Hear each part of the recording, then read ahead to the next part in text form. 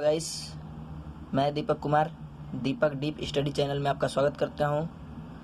So guys, आज हम यह पढ़ने वाले हैं कि घर्षण क्या है, घर्षण से होने वाले लाभ तथा हानियां का वर्णन कीजिए। जैसा कि हम जानते हैं, घर्षण का अर्थ, घर्षण एक बल है जो तलों के बीच की स्पर्शी गति का विरोध करता है। और कहने का मतलब तल, जैसे कि इसके नीचे ये है तो इसके तल की स्पर्शी गति का विरोध करता है, या कह सकते हैं साधारण भाषा में, घर्षण एक प्रतिरोधी बल है जो किसी भी कण के गति को धीमा कर देता है। देखिए, नोट पॉइंट में लिखा है कि घर्षण बल हमेशा लगाए गए बल के विपरीत दिशा में होता है। कहने का अर्थ यह है कि यदि हम किसी वस्तु को, ये बॉडी रखी हुई है पृथ्वी पर, यदि हम उस बॉडी को फोर्स लगाकर आगे की ओर ढकेलें तो रिएक्शन फोर्स बोलते हैं उसको, फ्रिक्शन फोर्स के अपोजिट दिशा में लगेगा। जैसा कि यहाँ पर लिखा है कि लगाए गए बल के विपरीत दिशा में होता है। यह मुख्यतः दो प्रकार का होता है, पहला स्थैतिक घर्षण, दूसरा सीमांत घर्षण। अब आइए, घर्षण से होने वाले लाभ यह निम्न है।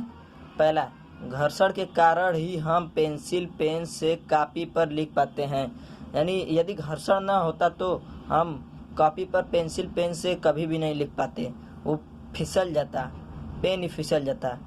दूसरा क्या है, चलने कूदने और दौड़ने के लिए भी घर्षण की आवश्यकता होती है।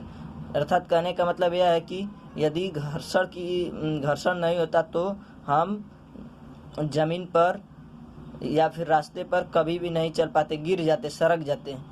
और तीसरा, गाड़ियों में ब्रेक घर्षण के कारण ही लगता है। जब दो वस्तुओं को आपस में चिपकाना पड़ता है तो भी वहाँ पर घर्षण के कारण ही दो वस्तुएं आपस में चिपकती हैं, जैसा कि आप लोग भी जानते हैं। घर्षण से होने वाली लाभ हानि ये निम्न है। पहला, घर्षण बल ऊष्मा उत्पन्न कर देता है जो मशीनों को नुकसान पहुंचाता है। कहने का अर्थ है यह है कि घर्षण बल के कारण जब दो वस्तुएं आपस में रगड़ती हैं तो उसमें के बीच ऊष्मा उत्पन्न हो जाता है, जिससे मशीनों के कुछ पार्ट जो है, यदि प्लास्टिक के होते हैं तो वो उस पर कुछ प्रभाव पड़ता है। तो फिर दूसरा देखिए, घर्षण के कारण ही गाड़ियों के टायरों तथा ब्रेक घिसकर जल्द ही खराब हो जाते हैं। ये है हानियाँ, जैसा कि आप लोग देख सकते हैं।